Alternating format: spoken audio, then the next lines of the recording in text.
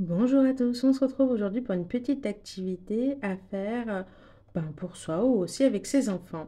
Vous allez avoir besoin de riz. Bon là moi c'est du premier prix parce que je voulais pas trop gaspiller mais je vais quand même récupérer mon riz après, hein. Vous avez besoin de feutre. Alors moi je me suis amusée à prendre des couleurs mais avec un feutre noir ça peut tout à fait marcher mais je trouve ça plus sympa de prendre des couleurs. Vous allez vite comprendre pourquoi.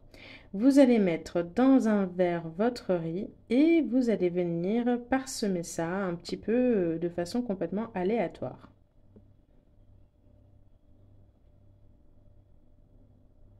Vous allez vous munir d'un feutre et en fait, vous allez vous servir de la forme que le riz a donnée pour dessiner des contours. Et vous n'êtes pas obligé d'aller prendre tous les petits grains de riz. Vous pouvez vous rapprocher le plus possible de là où ils sont condensés. S'il y en a certains qui ne vous plaisent pas, vous ne les prenez pas dans le dessin. Vous continuez à faire votre tour le plus possible. Si ça vous perturbe, vous pouvez les enlever à la main avant de commencer à dessiner pour retrouver la forme que vous voulez. Mais c'est un petit peu le côté aléatoire de l'activité qui est sympa. Pendant que je trace, j'en profite pour expliquer. Du coup, on s'amuse à faire un peu de cartographie aujourd'hui, si vous comprenez un petit peu ce qui se passe. Et en fait, ça va vous permettre de faire un petit peu un travail de concentration en suivant le riz, un peu d'imagination pour essayer de visualiser ce qu'il y a à voir. Toujours un petit peu de l'imagination parce que du coup on va créer des zones et pourquoi pas leur donner des noms. Bon, je vais pas donner pour tout mais après comme d'habitude je vous donne une idée et vous en faites ce que vous voulez. Et puis on va avoir un petit peu aussi un côté répétition avec certains traits et du coup voilà, c'est une petite activité qui peut durer un petit quart d'heure ou plus si on a envie de continuer l'aventure. Voilà, j'ai fini de tracer les contours qui m'intéressaient. Je rabats proprement, délicatement le riz au milieu de la feuille et je viens de le reverser dans mon petit pot. J'ai quelques grains de riz qui sont barrés à droite à gauche. Du coup, vous m'avez entendu les essuyer parce qu'ils sont encore sous mon nez. Et voilà, j'ai ma carte de prête. Et du coup, voilà pourquoi j'avais choisi quelques couleurs, mais qu'en noir et blanc, ça peut quand même marcher. Vous ferez peut-être pas exactement la même chose, mais du coup, voilà, si vous n'avez pas de couleur, vous pouvez quand même travailler. Du coup, avec mon feutre bleu, je vais créer les zones d'eau de mon... C'est une petite île, hein, on va pas s'amuser à faire tout un pays, donc voilà, j'ai décidé qu'il y a 2 points d'eau à ces endroits-là. Et du coup, pour passer un peu sur la concentration, je vais colorier ça tranquillement.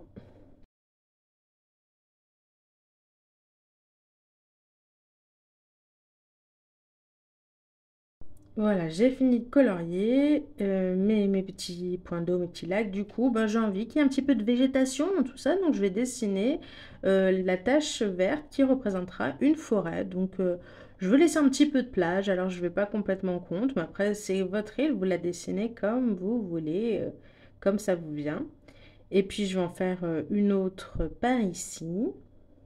Pareil, je vais laisser un peu de plage, donc je fais attention à ne pas dépasser. Et pareil, je viens la colorier pour symboliser ça plus facilement.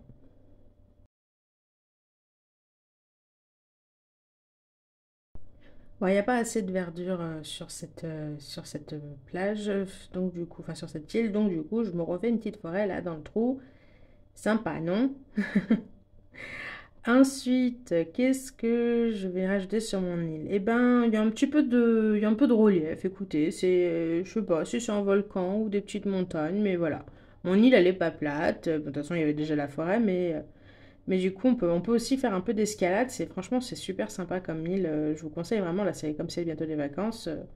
Si vous voulez louer, vous verrez que j'ai une maison principale, mais j'ai aussi une petite maison, petite annexe, hein. Donc voilà. Je dessine mes montagnes et ensuite je me dis que si j'avais une forêt de conifères, ça pourrait être pas mal. Alors ouais, vous voyez pas mes sympas, ils valent pas le coup d'œil. Mais du coup voilà, je dessine des petits sympas parce que celle-ci c'est une forêt de conifères et du coup vous doutez qu'une des autres sera une forêt avec d'autres styles d'arbres quoi. Voilà. On ne critique pas. On rajoute un peu de verdure près de mon point d'eau parce que du coup, c'est quand même sympa d'avoir un peu de verdure à côté d'un point d'eau pour s'abriter de la chaleur, hein. Donc vous aurez compris que vous faites vraiment ce que vous voulez sur votre île, hein. Vous les composez comme vous voulez. Il y a peut-être des choses qui sont essentielles pour vous que je n'ai pas pensé à inscrire sur cette carte. Il faudra que vous inscriviez ça sur la vôtre. Ensuite, bon, la point de vue végétation, là, tout ça, on s'est bien débrouillé. Bah, ma maison, j'ai décidé de l'installer ici parce que du coup, bah, je suis un peu protégée dans ce golfe. En plus, il y a une petite île en face. Vous allez voir, après, elle va avoir une fonction super sympa. Donc voilà, ça, c'est ma première maison. Si vous venez pendant les vacances, eh ben, vous me trouverez près d'ici.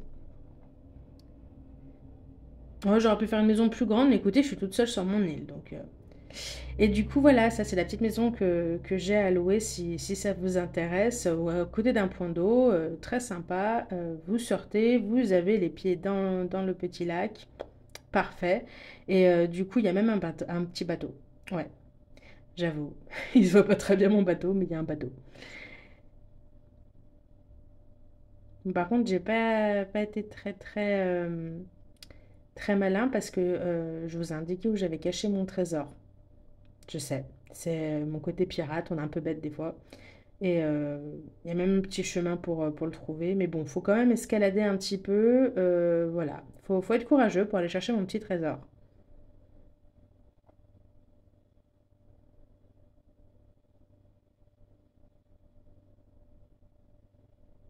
Voilà, on va un petit peu mieux, un peu plus près. Donc, du coup, qu'est-ce que je vais commencer un petit peu à donner des noms parce que si vous venez me rejoindre, il faut que vous puissiez vous repérer. Donc là, c'est la plage Port-Salut. Ouais, c'est écrit dessus.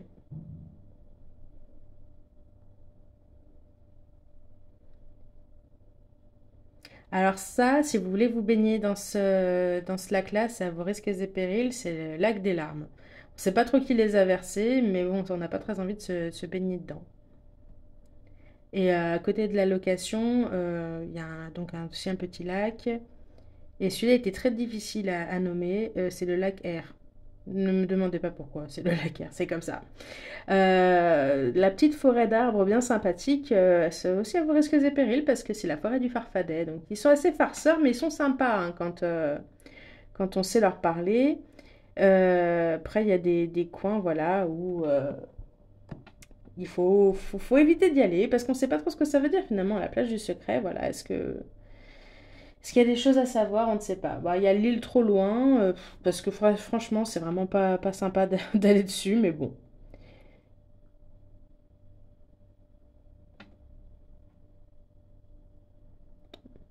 Alors, en haut, l'île, elle. Oui, ouais, ouais. On se fatigue pas trop au bout d'un moment. C'est votre imagination à vous hein, que je fais travailler, pas la mienne. Et là, du coup, ça, c'est la meilleure plage du monde, c'est l'île de la Sieste. C'est l'île où vous pouvez me trouver après manger, faire petit dodo là-bas dessus. C'est trop sympa, ça me fait faire un peu de sport. Et puis, bien sûr, il y a la forêt enchantée. Si vous avez la référence, mettez-le moi en commentaire. Mais je pense que certains sont trop jeunes pour avoir la référence, mais d'autres auront bien compris ma connerie. Du coup, pour faire travailler un petit peu quand même votre esprit lâcher prise, je vous propose de ben, vous occuper de l'eau, parce qu'on est quand même sur une île et il y a de l'eau autour. Donc du coup, bah, pour trouver le petit côté mer, eh ben, je vais tout simplement faire le tour de mon île, en évitant d'attraper tout de suite les petites îles autour. Et puis ça va me permettre de me détendre sans trop réfléchir. Je suis le mieux que je peux, mais c'est vraiment, je fais glisser ma main et je réfléchis pas trop. Et puis du coup, je vais faire pareil avec mes petites îles et je vais remplir ma feuille comme ça. Dernier petit exercice, on va dire, pour se détendre.